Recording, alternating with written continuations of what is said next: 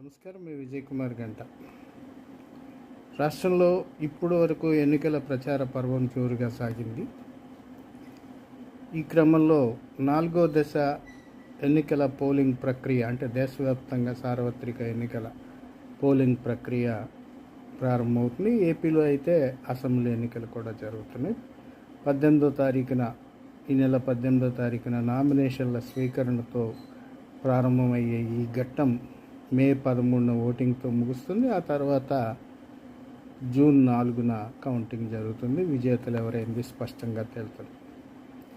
ఎన్నికల ప్రక్రియ అవుతున్న తరుణంలో రాజకీయ నాయకులు, ఏ పార్టీ వారైనా సమన్వయంతో వ్యవహరించాలి.